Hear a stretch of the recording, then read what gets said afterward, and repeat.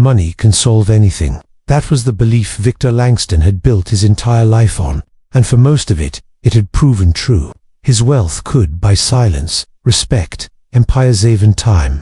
But on this quiet, grey afternoon, in a small-town diner that hadn't changed its menu since 1983, Victor sat across from the one thing money couldn't fix, his daughter's broken heart. The place was called Rose's Diner, sandwiched between a faded laundromat and a boarded-up video rental store. The vinyl booths cracked when you sat down. The coffee tasted burnt. The jukebox in the corner hadn't worked since the Clinton administration. And yet, it was full. Not with noise, but with something rarer - comfort. Victor didn't want comfort. He wanted control. He glanced at his Rolex. For 12 p.m., their private jet was waiting. Another specialist in New York. Another world-renowned therapist with another 5-figure consultation fee. Another attempt to bring back the daughter he used to know. Lily hadn't said more than 2 sentences in weeks. 16 years old. Bright, once. Wild. Curious. Since her mother Isabel died in a freak accident 10 months ago, she had become a ghost wrapped in a hoodie. She sat across from him now, chin down, her fingers pulling at the sleeves of her sweater. A plate of untouched fries sat between them. Victor sighed and tapped a message to his assistant. Call ahead. Tell Dr. Emery we'll be there by 7. He barely noticed the waitress approaching until she gently placed a glass of water in front of Lily. You okay, sweetie? She asked softly, crouching a little to meet her eyes. Her name tag read Sophie. Late 20s, early 30s, brown hair tucked under a bandana, eyes that didn't look like they were trained to smile, they just did. Lily didn't answer, just gave a brief nod and turned her head to the window. Victor expected the waitress to move on, like most people did. Don't make eye contact, don't stare too long, don't interfere. But Sophie didn't leave. She placed a small bowl next to the fries. It had a scoop of vanilla ice cream with rainbow sprinkles. No charge, she said, as if reading Victor's mind. My little sister used to say sprinkles made sad days taste better. Still, no reaction from Lily. But then, barely noticeable, her fingers moved toward the spoon. She took a bite. Victor blinked. It was the first voluntary movement she'd made in hours. Sophie smiled and stood up. I'll give you 2 a minute, but I'm around if she wants to talk. Or if you want to talk, she added gently, glancing at Victor. He gave a polite nod, the kind he gave investors he had no intention of ever meeting again. As she walked away, he stared at the ice cream dish, then back at Lily, and something cracked inside him.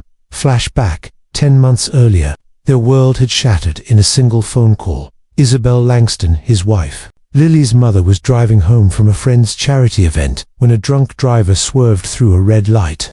Victor had received the call from the chief of police directly, not because they were close, but because everyone knew who Victor was. For 3 days after the funeral, Lily didn't speak. On the 4th, she screamed so loudly that Victor had thought she'd shattered a window. After that, nothing. Back in the diner, Victor tried again. We'll be in New York by evening, he said. Dr. Emery specializes in trauma. He's one of the best. Lily didn't even nod this time, but she took another bite of the ice cream. Victor's phone buzzed again. Board update. A massive acquisition was hanging in the balance. He was supposed to finalize it today, but he couldn't leave her. And then he heard it, a sound that shocked him more than any market crash ever could. Lily was laughing. Just a small giggle, soft, like a memory echoing back from a better year. Sophie had returned, now leaning beside the booth with a notepad. I see the ice cream worked, she said playfully. Lily wiped her mouth and gave a half smile. The sprinkles helped, she murmured. Victor almost dropped his phone. Want to know a secret? Sophie asked. I used to call them magic sprinkles when my little sister was going through chemo. She said it made her feel stronger. Lily looked up, curious now. Did she get better? Sophie paused. She's not here anymore, she said quietly. But for a while, the sprinkles helped. Victor opened his mouth, ready to shut the conversation down to personal. To Robert. Lily surprised him again. I'm sorry, she said softly. Thanks, Sophie replied. Grief doesn't come with instructions, huh? There was silence between them, a kind of understanding. Do you work here full time? Lily asked. Victor stared. Actual conversation mostly, Sophie nodded. And part-time at the community center. Helps me keep busy. And then Lily asked the question that made Victor's heart lurch. Can we come back tomorrow? Later, In the jet, Victor replayed the moment a dozen times in his mind. Not the sprinkles, not the smile, but the look on Lily's face when Sophie said, "Grief doesn't come with instructions," because that was the one thing Victor had never admitted. He didn't know what to do. He had no instructions. And for the first time in his life, he was terrified. But that night, something changed. Victor made a decision that shocked even his inner circle. The jet stayed grounded. The meetings were cancelled. And the next morning, instead of sitting in a Manhattan office tower, Victor Langston walked his daughter through the doors of Rose's diner. Sophie was there, coffee pot in hand.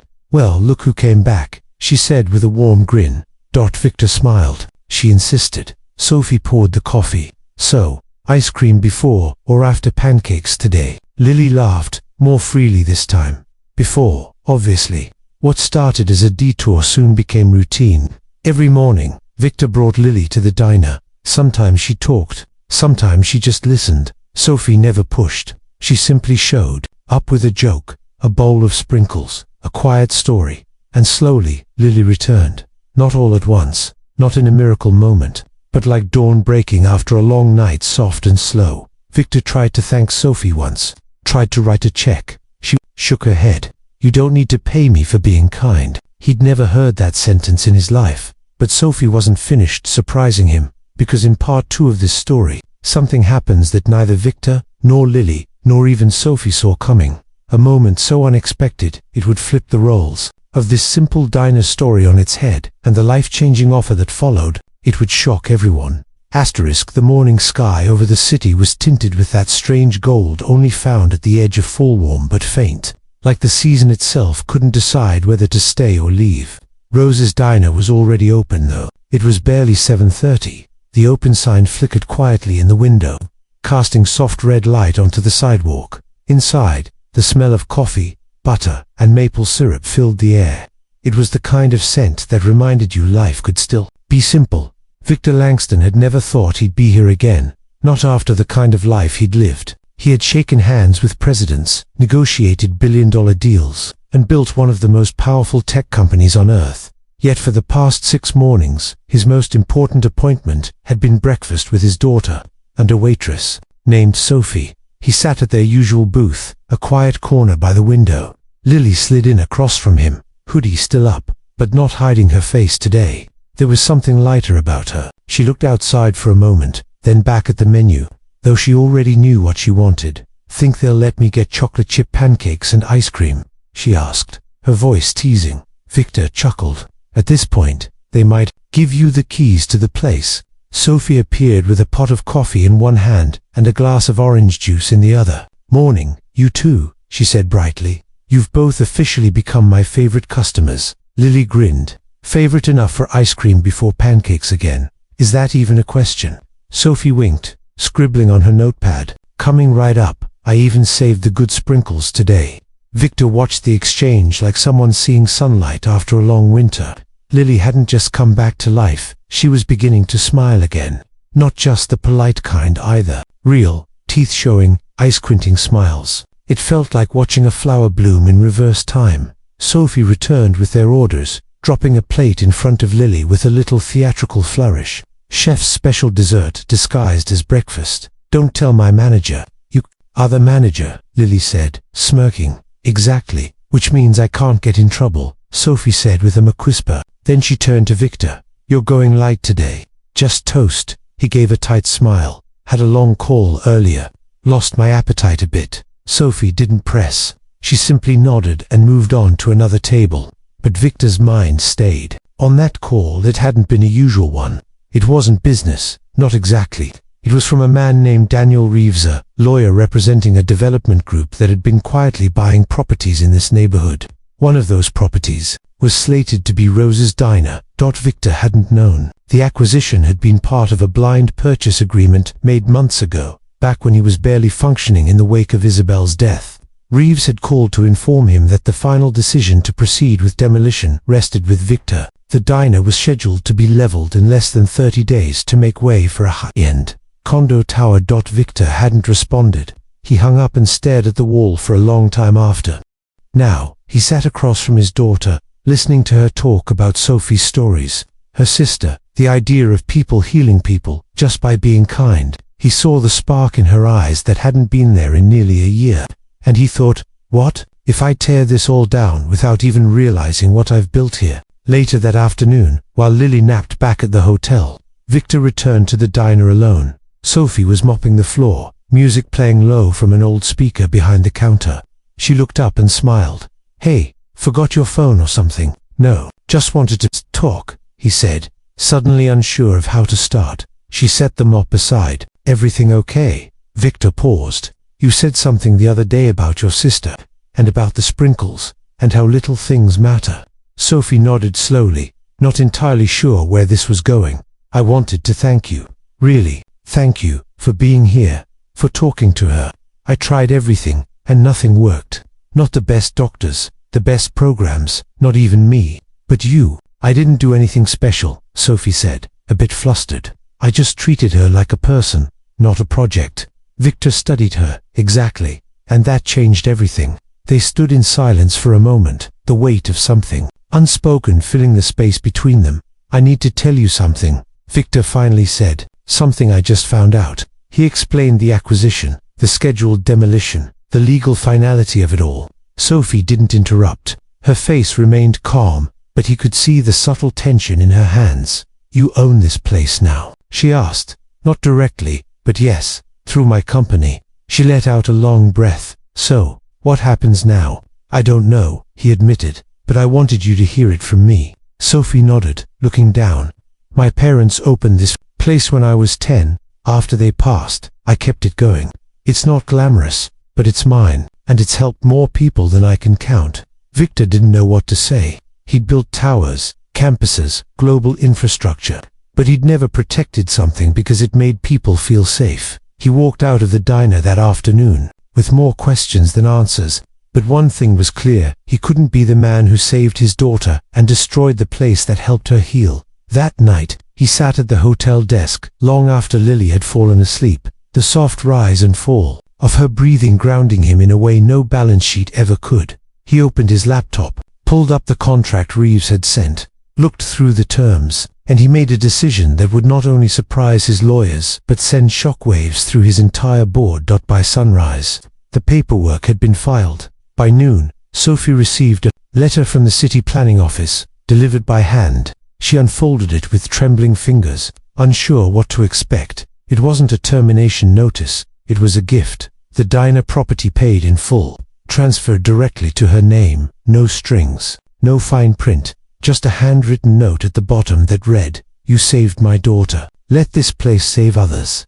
Sophie didn't cry often, but that day, she did. Back at the hotel, Victor waited to tell Lily. He wanted her to know what had happened, to understand that small acts of kindness could ripple into something enormous. But before he could say anything, she rushed into the room, her eyes bright, holding her phone up with both hands. She just posted about it, she said breathlessly. Sophie, she posted about the diner and you and Dad. People are sharing it everywhere. Victor raised an eyebrow. Sharing it? It's going viral, like, actually viral. Everyone's talking about it. And just like that, the story of a billionaire, a grieving daughter, and a waitress with magic sprinkles started spreading beyond the walls of Rose's diner. But the real story, that was only beginning. Because next came the people, the ones who saw that small acts of compassion could, in fact, change everything. And one of those people had a story of his own to tell, one that would take this tale into even deeper waters. ChatGPT said, 3 days passed, and Rose's diner had become more than just a local eatery. It had become a story, a whisper on the wind that carried further than anyone expected. A billionaire giving away a building, a waitress comforting a grieving teen. The internet couldn't stop talking about it. Journalists were circling, influencers were reposting, and locals were lining up just to sit in the booth by the window, the one where Victor Langston and his daughter had quietly begun their healing. Victor didn't want the attention. He'd lived a lifetime under lights, interviews, and staged photo ops. But this was different. This wasn't strategy. It was heart, raw and real. For the first time in his adult life, he had done something without calculating the return.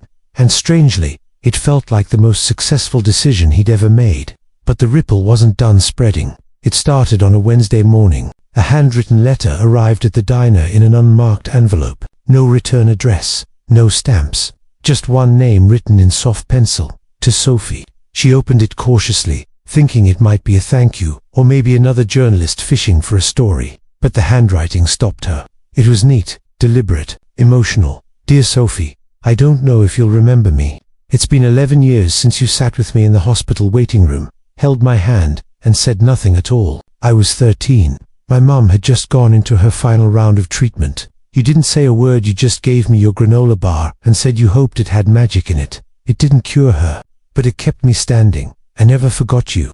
When I saw your face in the news, I recognized you instantly. I've spent the last decade trying to live with compassion because of that one moment. You probably thought it didn't matter, but it did. I'm flying in on Friday. Please, let me buy you a cup of coffee. Ryan. Sophie sat with the letter in her lap. Long after closing that night, she couldn't remember the boy, not clearly, but she remembered that hospital waiting room. Her sister had been in ICU. It had been a hard day, one of many. She must have been only 16 herself. She folded the letter carefully and placed it in her apron pocket. Some kindnesses you don't even remember giving, but they grow anyway. Victor noticed something in her expression the next morning, a softness edged with quiet disbelief. You okay? He asked, as she refilled his coffee. She nodded. Just remembering something I didn't know I needed to remember. He didn't ask further. He had learned not to push. That Friday, around 10 in the morning, a young man walked through the diner door. He looked nervous, clutching a small bouquet of mismatched flowers and a book in his other hand. Sophie saw him immediately. Their eyes met. For a second, there was hesitation, and then recognition that didn't need names. They sat at the counter. Lily watched from the booth, curiosity burning. Victor watched, too, quietly, observing the way Sophie leaned in to listen, how the man Ryan spoke with intensity, but also with gratitude. There was something about it that stirred something deep inside him. When Ryan stood to leave, he turned to Victor. Mr. Langston, I just want to say what you did. It's changed how people see power. Victor raised an eyebrow. How's that? You didn't use it to control. You used it to protect. He paused. That's rare, and people noticed. As Ryan left, a quiet thought lingered in Victor's mind. What if the true measure of power isn't in how many people follow you, but how many feel safe because of you? By the end of that day, 3 more letters had arrived at the diner, all from strangers. One from a woman in Michigan whose daughter had watched Lily's video and finally opened up about her own grief. One from a chef in Seattle who wanted to volunteer at the diner for a month, just to be part of something hopeful. And one from a retired teacher who sent a check for the Sprinkles Fund. She wrote, Victor sat with Lily that night at the hotel. They ordered room service and watched the diner's story play out on national news. But Lily wasn't focused on the fame. She kept scrolling through the comments. Look at this one, she said, reading aloud.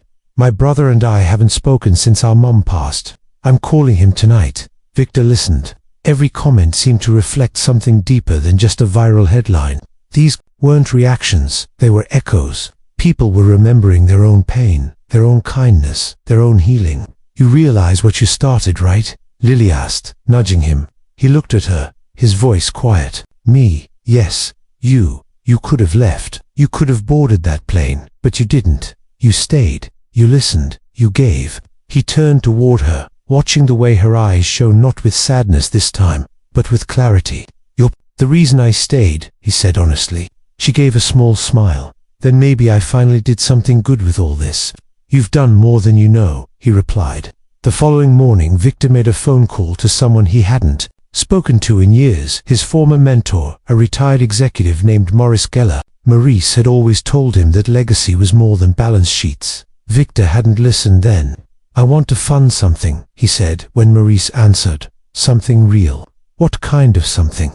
Victor thought for a moment. A network. Small spaces like Rose's Diner. Places where people can go when the world gets too loud. Places with coffee, pancakes, and someone who listens. Maurice was quiet for a long moment. Then he said, You're not trying to change the world, are you? Victor looked out the hotel window at the waking city. Not the whole world. Just the corners we forgot.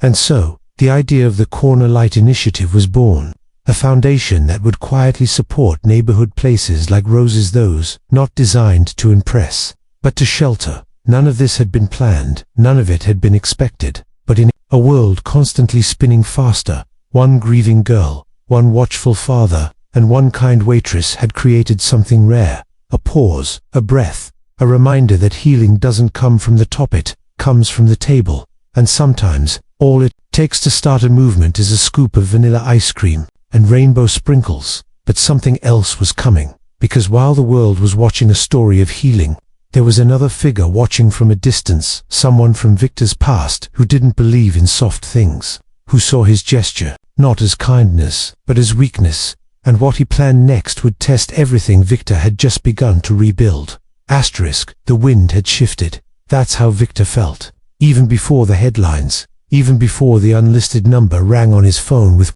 a voice he hadn't heard in nearly a decade.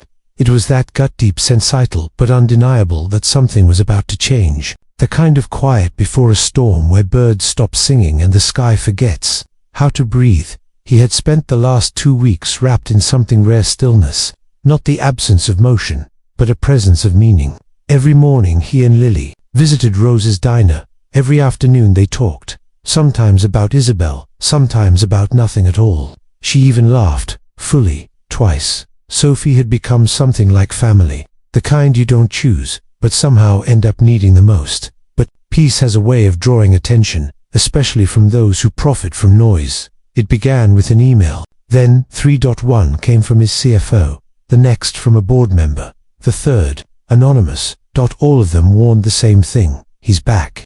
The he in question was Ellis Crane, once Victor's closest business partner, now his sharpest regret. Ellis wasn't just a ruthless strategist, he was surgical with his ambition. They had built Harrow Systems together, forged it in the fire of long nights and billion-dollar pitches, but when the company started making AI tools for defense and surveillance tools, Victor later tried to redirect toward healthcare. Ellis disagreed. No, Ellis rebelled. They parted ways, not with handshakes, but with silence. Victor had always believed walking away from Ellis was the price of integrity. But now, as he sat in a quiet hotel room across from a sleeping Lily, he realized Ellis had never really disappeared. He'd just been waiting. That evening, Victor received a message, directly from Ellis. It wasn't a threat. Not in words, it was an offer. A public partnership, an expansion of the Corner Light Initiative, a fund for underserved communities backed with Ellis's capital. But beneath the polished language was something else: control. It would no longer be Victor's vision. It would become Ellis's engine.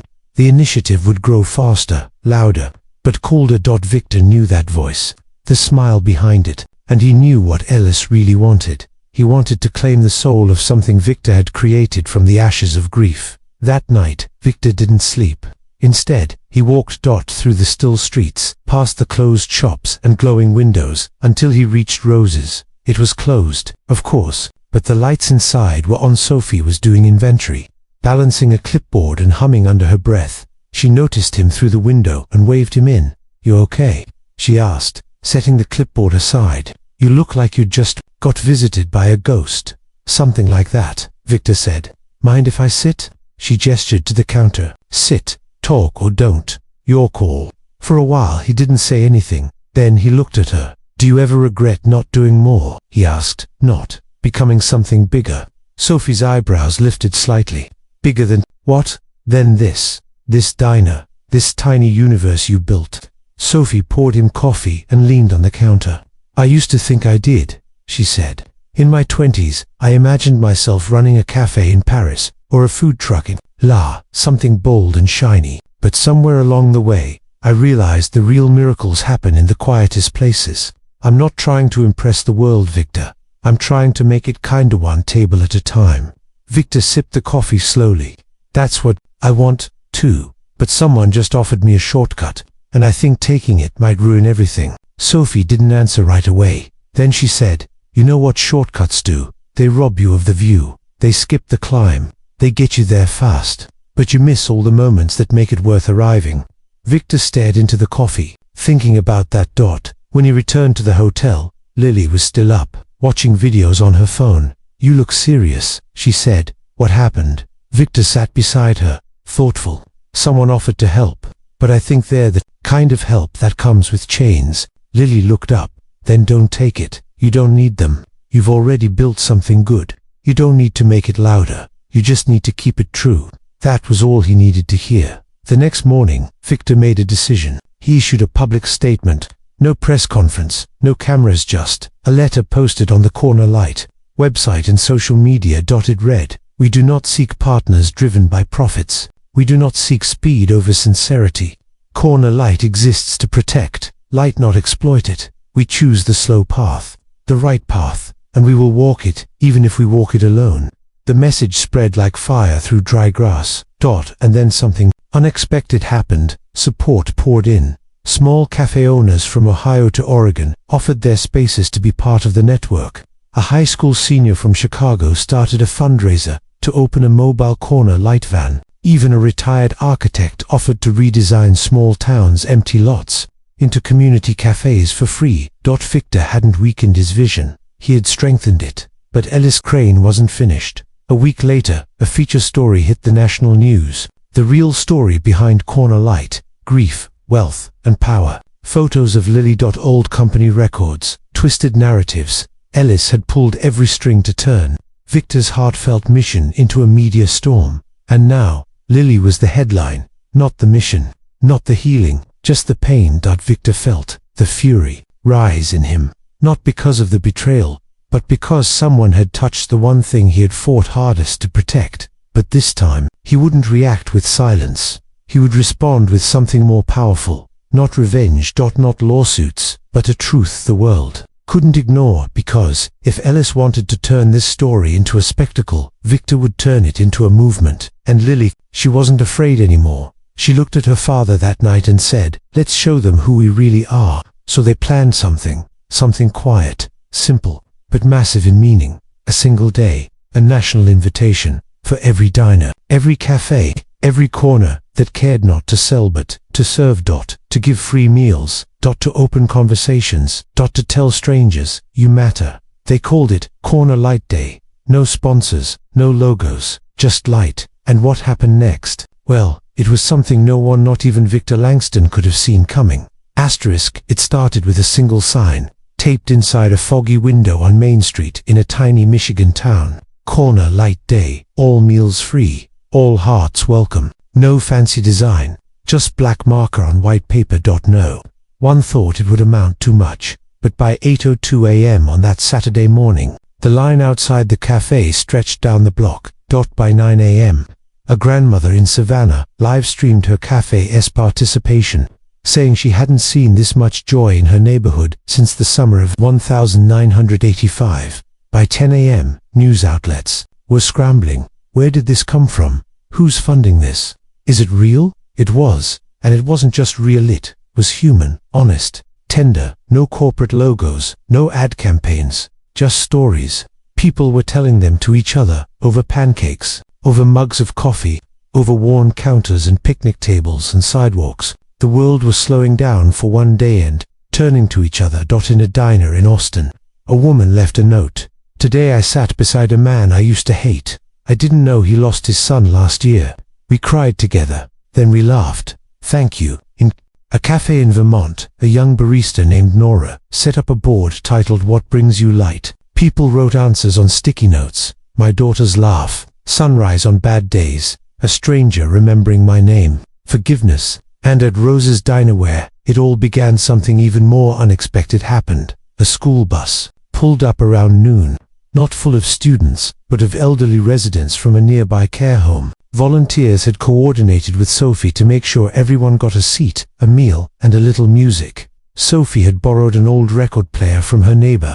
As the songs spun, something happened that hadn't happened in the diner in decades. People danced. Tables moved. Laughter bloomed. Strangers swayed with strangers. One woman, 92 years old, stood up and declared, "I haven't jitterbugged since 1959, but here goes nothing." And in the corner booth, Victor sat watching it all. Lily was beside him, her phone forgotten, her eyes bright. "Do you see this?" she whispered, awestruck. "We made this." Victor shook his head, smiling. "No, sweetheart, they did. We just reminded them they could." At that exact moment, a little girl, maybe 6 or 7, approached the table. She had bright pink glasses and a chocolate milk mustache. "You're the people from the TV," she said matter-of-factly. "The ones who made the diner nice." Victor leaned down. "We helped a little. But the nice part was always here." The girl nodded solemnly, then placed something on the table, a folded crayon drawing of two stick figures under a giant smiling sun. "It's for you," she said. "My daddy says sometimes people forget the sun is still there, even when it rains." And just like that, Victor Langston, billionaire, tech mogul, man of logic, felt tears slip down his cheek, not from grief, not from guilt, but from the overwhelming beauty of something he could never have. Engineer. Kindness. Undesigned, unbranded. Later that night, the diner closed its doors after one of the longest, fullest days in its history. Sophie sat on a stool, feet aching, eyes red. "Victor," she said softly, "I don't think I've ever been this tired, or this alive." He chuckled. "You realize this day started with nothing but a letter and a memory?" She nodded. "And a scoop of ice cream with sprinkles." Outside, the last of the guests waved goodbye. The stars above the diner glowed quietly, unaware they were sharing the sky with something just as rare, hope. But the world wasn't done watching, because even as stories poured in, photos, letters, messages from all over the country, one message found its way to Victor's inbox, subject line only: "It's not over." It was from Ellis. No threats, no anger, just a single line of text: "You've built something beautiful. Now, let's see how long it lasts." Victor stared at the screen, not with fear, not with panic, but with a strange calm, because for the first time in a long time, he wasn't alone in the fight. He had Lily, he had Sophie, he had communities in every corner of the country who had remembered how to gather, how to share, how to lift. And he had something Ellis would never understand. He had a reason. And reasons last longer than empires. Still, Victor knew what that message meant. Ellis wasn't walking away. He was waiting for an opening, waiting to twist the story, waiting to retake control. Victor didn't know when or how, but he knew Ellis would strike again. And next time, it wouldn't be with partnerships or headlines, it would be personal. The question was, could a story built on love survive an attack built on fear? Only time and what happened next would tell. The wind was different again, not in the way it blew, but in what it carried. Whispers, not just from news anchors or business blogs or social media, but from voices in boardrooms, whispers in alleyways, quiet phone calls in the dead of night. People were talking, not just about Victor Langston, but about the story he had dared to tell, not the press releases. Not the speeches, the real story of a man who had built a kingdom but couldn't reach his daughter, until a stranger at a diner reminded him how of a movement born not from funding, but from listening, of tables and meals and conversations that stitched pieces of broken hearts back together. It was a story too human for markets to understand, too raw for Ellis Crane to control. And that made it dangerous. 3 days after Corner Light Day, Victor received a formal summons. Ellis was taking him to court. The claim: intellectual theft. Ellis alleged that Corner Light was conceptually rooted in early initiatives from Harrow Systems ideas, sketched years ago, ones Victor had shelved after their fallout. Now, Ellis insisted those blueprints were his property, and he had the emails, drafts, and legal team to back it. It wasn't about money, it was about ownership of the narrative. He wanted the world to believe Corner Light was just another brand, that its origin was business, not healing, that its heart was borrowed, not born. Victor could feel the strategy if he couldn't break it, taint it, but Victor didn't respond with lawyers. He didn't retreat into silence or press conferences. He did something Ellis didn't expect. He invited the world to tell its side of the story. He published a call across Corner Light's platforms, titled only,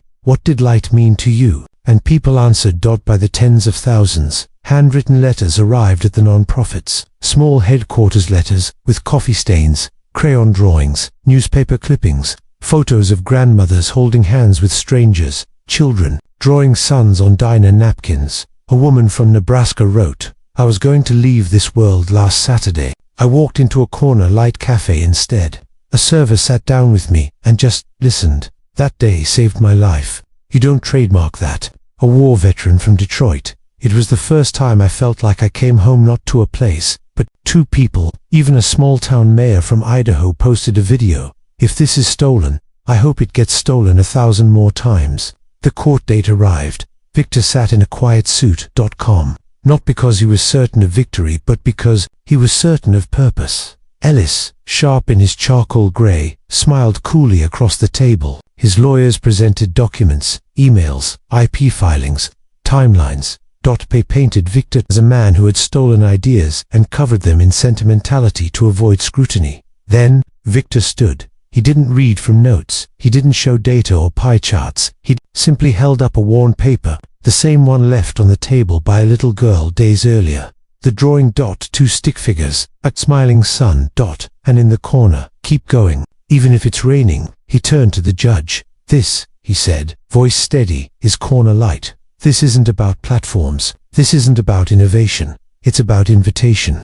No one owns kindness. You just pass it forward. Silence held the room, not because it was dramatic, but because it was true. The court recessed for hours. When the verdict finally came, it was short. The lawsuit was dismissed. Corner Light remained Victor's mission, but it belonged to the people. Now. Ellis left the building without a word, but Victor knew that wouldn't be the end, because the more powerful a quiet story becomes, the louder the world tries to distort it. Still, something had shifted again, not just for Victor, but for Lily. She wasn't just healing anymore. She was leading. She asked to volunteer at a corner light cafe in another town, not as a celebrity or daughter of a billionaire, but just as Lily, a girl who had known loss and found warmth in a booth beside a waitress who treated her like a person, not a problem. Meanwhile, Sophie had become something of a legend. Interviews poured in, offers from talk shows, feature requests from major media outlets. She turned them all down, except one. A single podcast with no sponsors, no agenda, just a simple question. What do you believe now that you didn't before? Sophie answered, I used to think I had to stay small to stay kind. Now I believe kindness grows when you share it. The host asked her what she thought about Victor Langston. She smiled.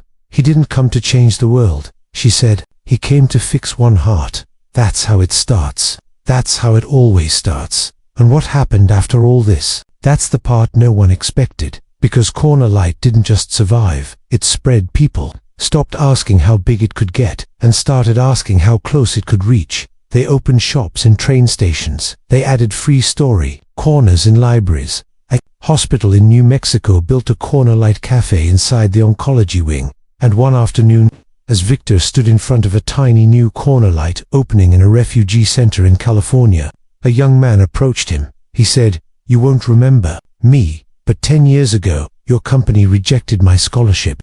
Victor blinked. "I'm sorry." The man smiled. "Don't be.